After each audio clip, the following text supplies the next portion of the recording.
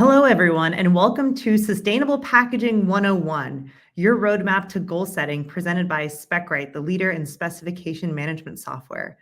My name is Laura Foti. I'm the Chief Marketing Officer at SpecRite and also the host of Beyond the Shelf, the product and packaging podcast, where I interview the industry leaders behind the products we love and use every day.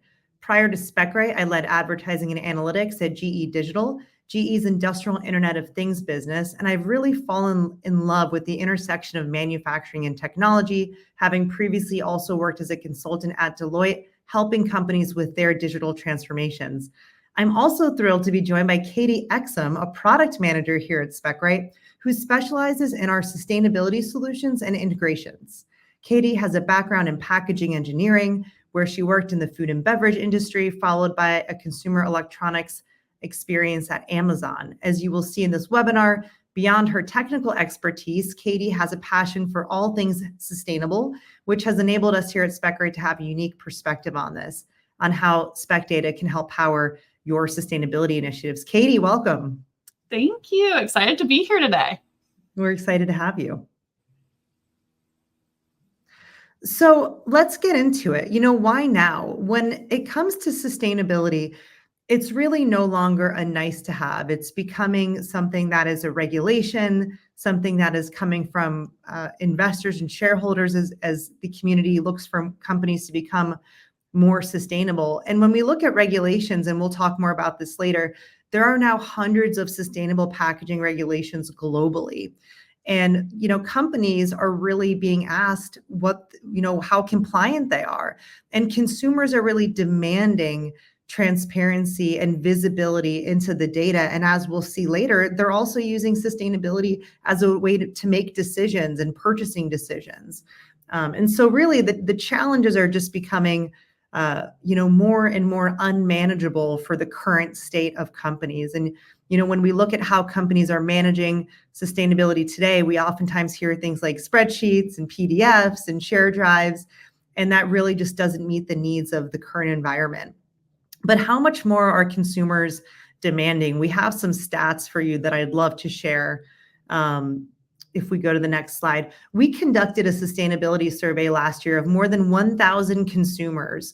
And it was interesting to see that not only do consumers care more about sustainability now more than ever, they're also considering changing their purchasing decisions based on sustainable packaging. And this should be exciting for every packaging professional in the industry, right? I think the desire has always been there that we create more sustainable packaging, but now there's that business side. We know that businesses want to meet the needs of their customers. And 40% of consumers said they no longer are comfortable buying products from companies that are not tracking their sustainability goals. So it's not enough that you're saying you're sustainable. They want to see the data that can back it up. And this is just a snapshot of how consumers are paying attention to companies. I'm sure you're hearing from your consumers as well, but we really believe that this is here to stay. Katie, I'd love your thoughts on this as someone who's been in the industry. Yeah, I mean, it's so exciting that there's more momentum, really. As a packaging engineer, there's just one of those qualms in the back of your head, like I'm putting so much, single-use waste out there. But, we also know that getting products undamaged into the hands of customers is the number one way to be sustainable, really. So it's just really exciting to see consumer momentum that's pushing, I think, our industry forward. I absolutely agree. I love that. And it's not just the consumers pushing everything forward. Governments are also starting to regulate this, which really means it's here to stay. I'm sure many of you are familiar with extended producer responsibility, also known as EPR reporting, which is being implemented across the globe, but it's also starting to take off here in the United States in recent years. High-level EPR is a set of regulations designed to incentivize manufacturers to make more sustainable packaging decisions, and as a result, product decisions, to really keep waste out of landfills. And it places the responsibility of the environmental impacts of products on the producer, not just at the point of manufacturing, but for the entirety of the product lifecycle. The laws and regulations governing each region's EPR policy are varied and growing, but they share some common characteristics. As you can see from this map, EPR is starting to take off. I'm here based in California. I'm hearing all about this right now. Oregon, Maine, we're very early on to this, but you can see that it's also coming. Katie, maybe you can speak briefly about why companies are having a hard time keeping up with these changing regulations.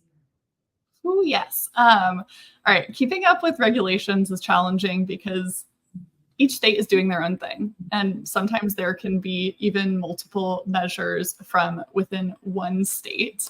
And, it's not even just the EPR specifically. There's other regulations coming as well that are EPR-like, but, moderated in different ways. So there's just a lot of complication and a lot of different regulations there.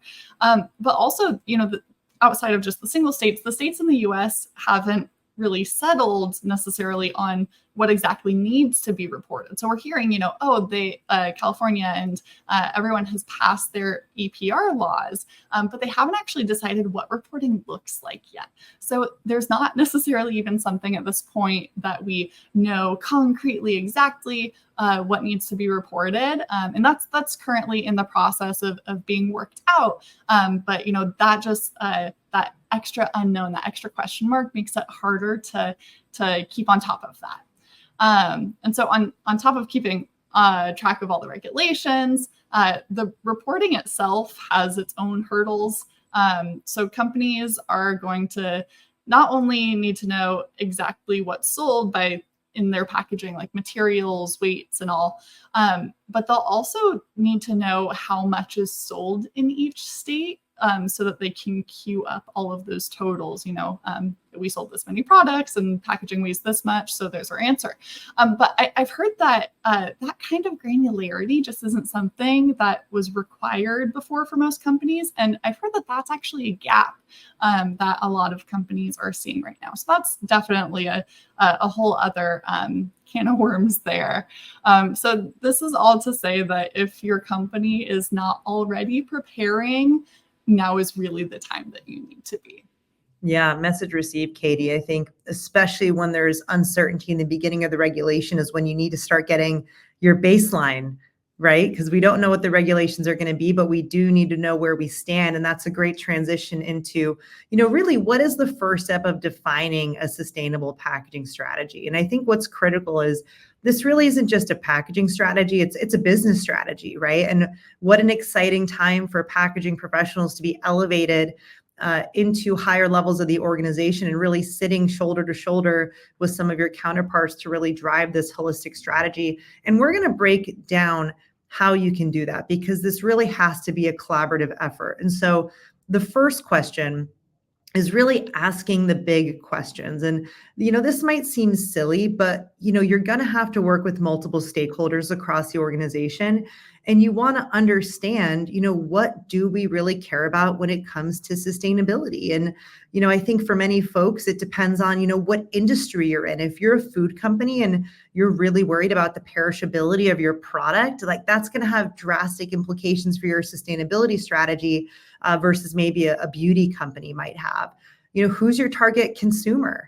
Are there specific sustainability goals that have already been adopted in your industry? And ultimately, what are you trying to achieve here? And I think, Kevin Davis, who has done amazing work at Dermalogica around sustainability, talks really about starting to understand your baseline first. Even as you think about what are your goals, do you have information today around your packaging data? Because you need to understand what you have, how much, and what things are made of. Then you kind of have to go back to the regulations. And if you don't have all of this initial information moving forward, it's hard to really align it to something greater and focus on those goals. Katie, I don't know if you have any thoughts on this from a practical perspective. Okay, I do. So, well, and first off, one of the reasons that I like this as a first step is because most people out there have a pretty good BS meter.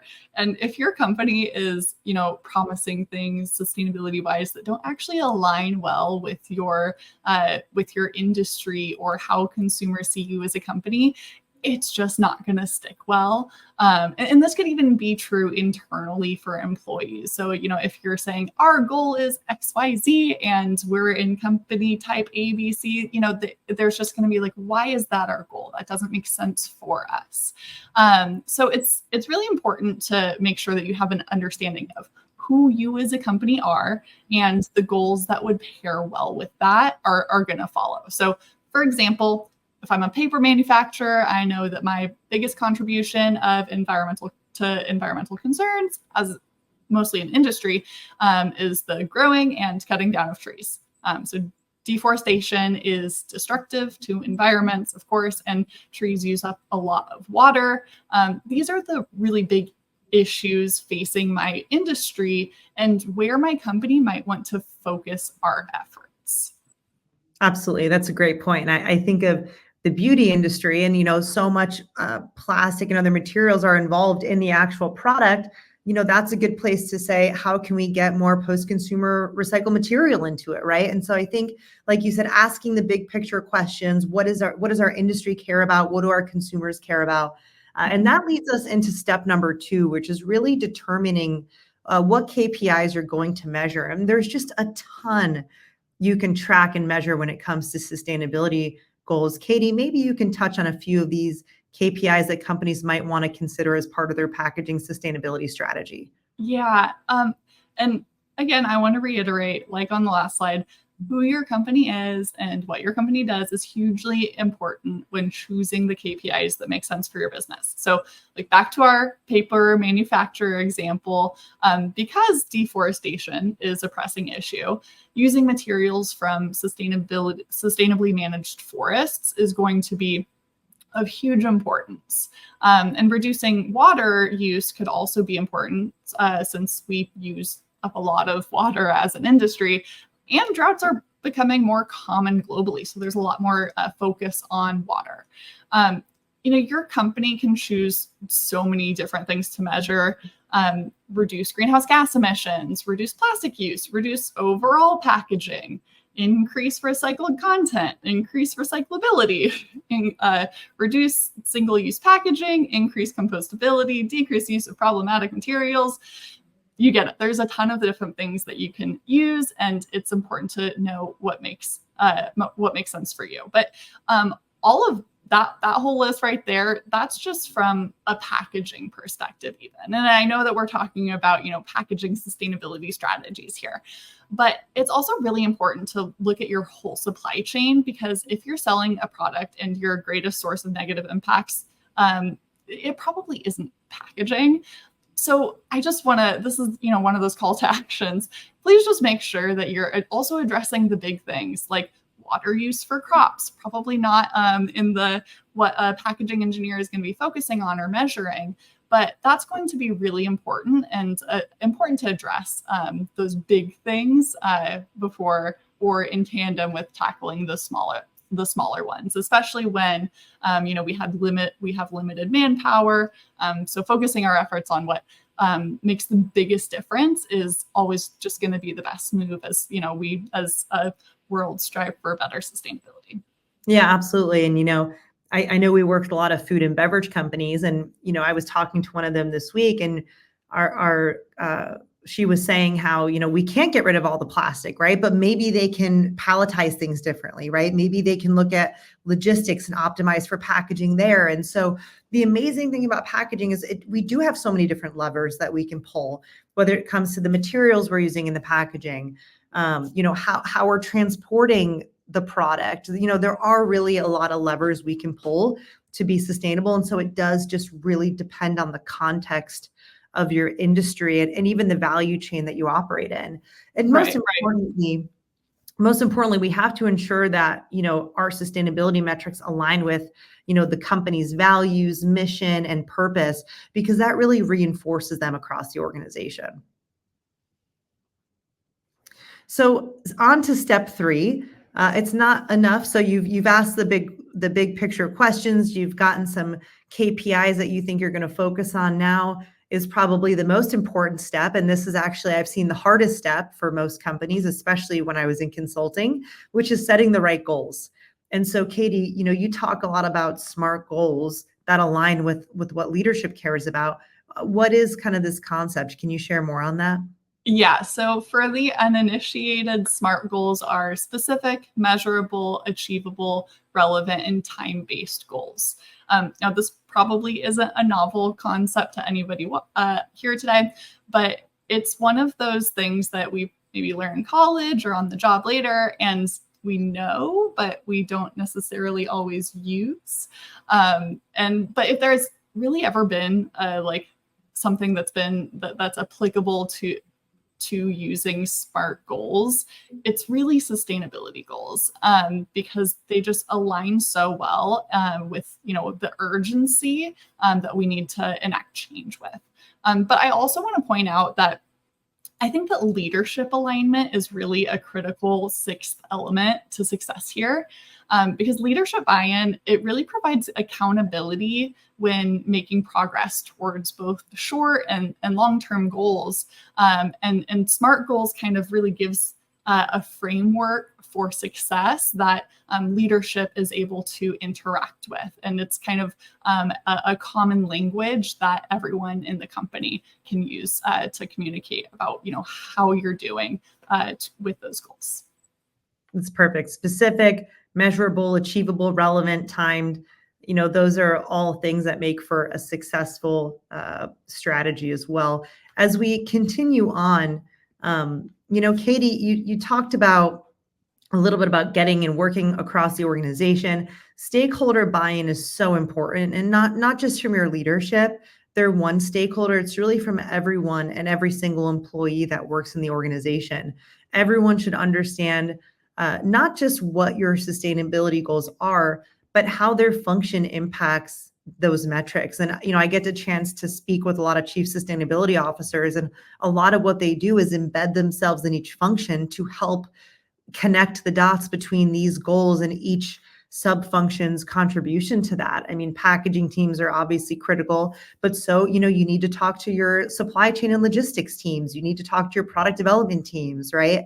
Everyone needs, your sourcing and procurement teams are critical partners on this.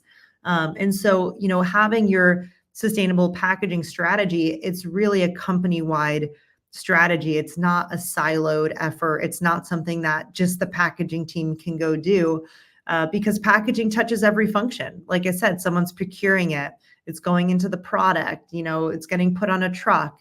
And so it's just critical that all the teams are rowing in the same direction.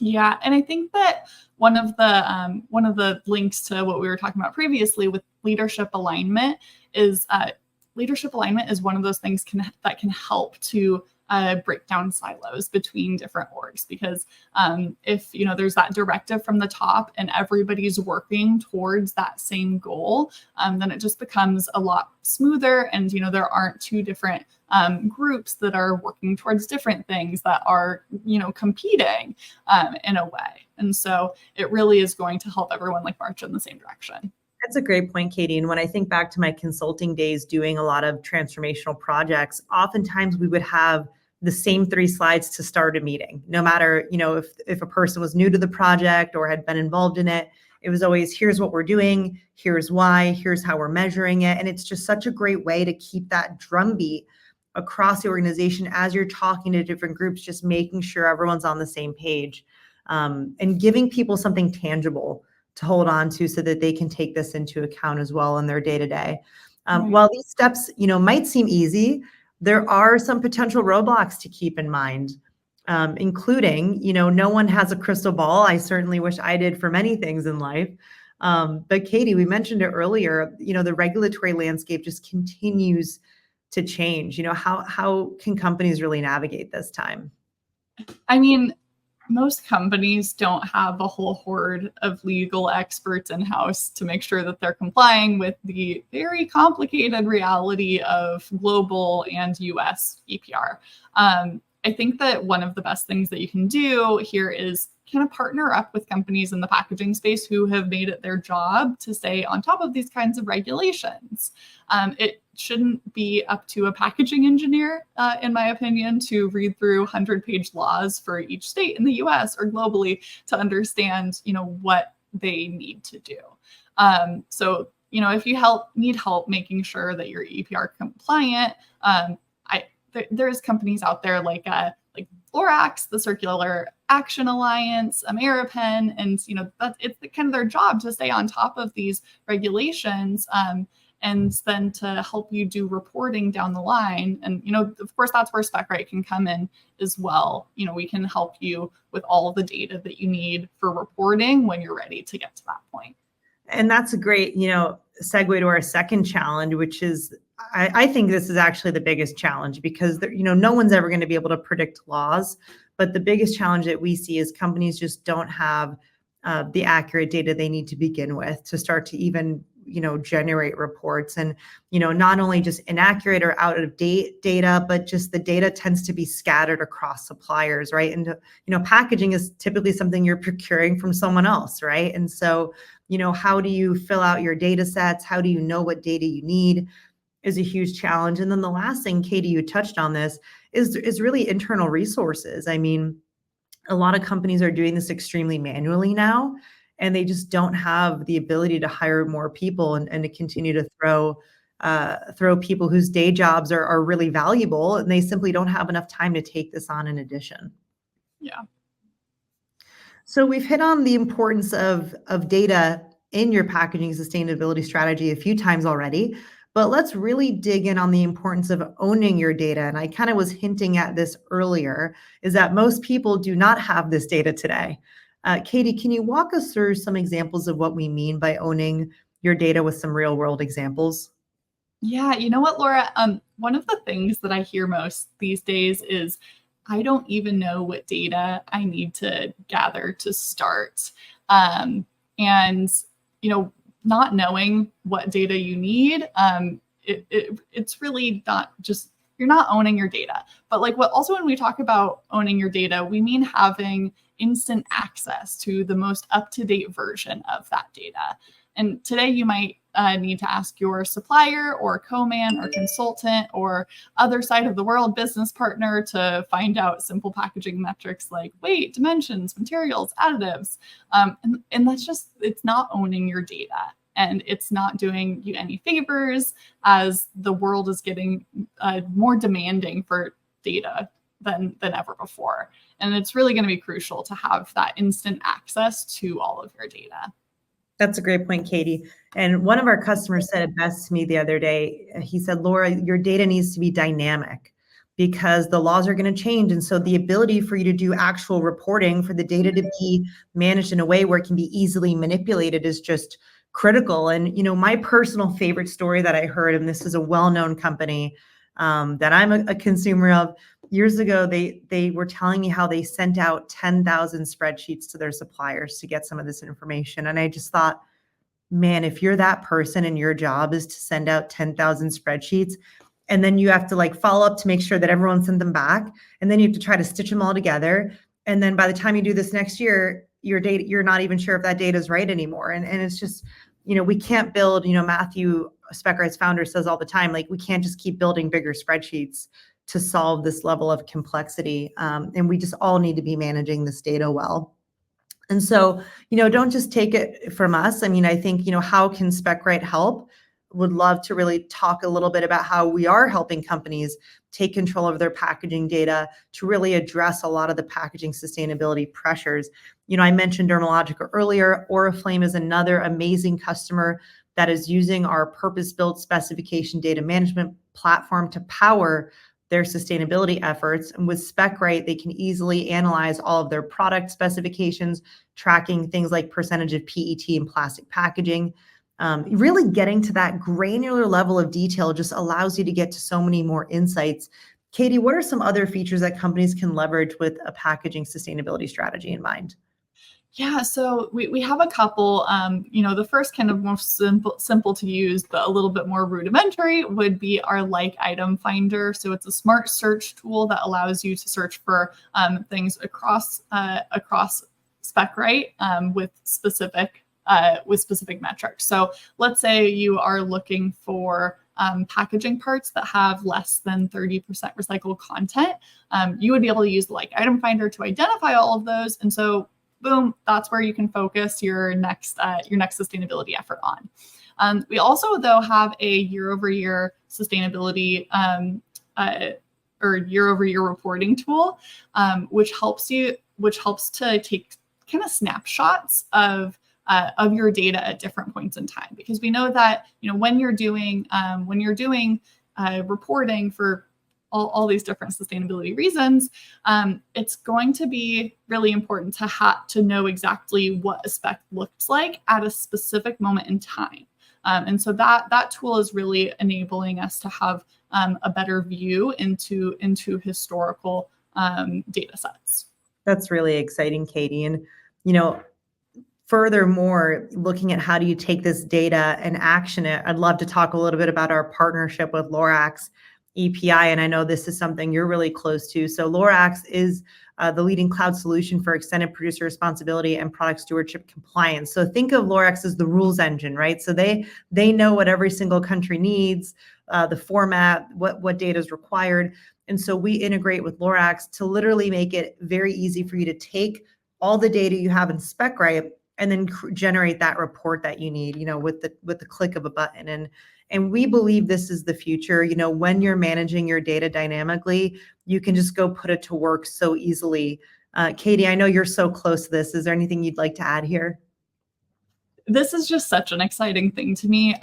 One of the things that keeps me up at night is thinking about all the packaging engineers out there that have to enter in the same bit of data about their bill of materials and their packaging components and everything in like 12 different systems in order to get results. And we're talking about like getting life cycle assessments and reporting for EPR. And so the fact that we're able to have one home for the data for our customers, and with the click of a button or based on a workflow rule somewhere, sends the data over to Lorax and it's just there and ready for reporting. I'm just so excited that we've reduced the effort that's required for our customers to get this done. Yeah, this reporting should be easy. And I do believe, we're on our way to making that a reality with some of our great technology partners. I'd also love to talk a little bit about SpecRite Network. And so we've talked a lot about the importance of digitizing your specifications. That's at the core of what we do at SpecRite. And many of our customers are suppliers to one another and customers of each other. And so with SpecRite Network, this allows you to take the data that you have and share it with everyone else in your supply chain who's on SpecRite. And so again, the idea of please stop sending emails and spreadsheets and dealing with version control nightmares. We can all share this data on a digital network, knowing that it's up to date, accurate, being notified of changes. We really believe this is going to be the future of how companies share data back and forth when it comes to specification management, which is just so exciting. I mean, Katie, was this a pain point that you had when you were in the industry? I mean, I think it's a pain point for everyone, really. And what's most exciting to me about the SpecRite Network is like there's just going to be so many less mistakes. Everyone's going to share their single source of truth data and not have it manipulated, from one system into a PDF, into an Excel, into another system. And there's probably some manual stuff going on along the way. So reducing all of that and just being able to instantly share exactly what we mean with our suppliers or with our customers, it's, I think, going to be a really big change for the future of data. Awesome. We're excited. As we wrap up, we've thrown a lot at you. And so please know that Katie and I are here to be resources. I have some great podcast episodes coming up on Beyond the Shelf. We'll be talking to some people that we've mentioned today from Ameripen and some customers and others. So feel free to tune into our podcast. But we also want to leave you with something actionable. And we talked about the importance of knowing where you are today. And we want to help you do just that. So we've created a sustainable packaging data report card. And so think of this as like knowing where you stand right now. And so it's a 5-minute survey. You'll answer some questions that we see as being critical to achieving packaging sustainability. And it'll help you uncover gaps. And you can actually meet with a member of our team who can walk through your results and start to create actionable steps for you to bridge those gaps. And so, we understand that sustainability feels like this abstract, ambiguous, uncertain thing, but there really are steps you can take. You need to get started on the journey today because it's only going to get more complex, and you need to start building that strong data foundation now so that whatever new laws come your way, that you're ready. So please take that short survey, and we really appreciate you being with us today. Katie, thank you so much for sharing your expertise with us. Absolutely happy to do it.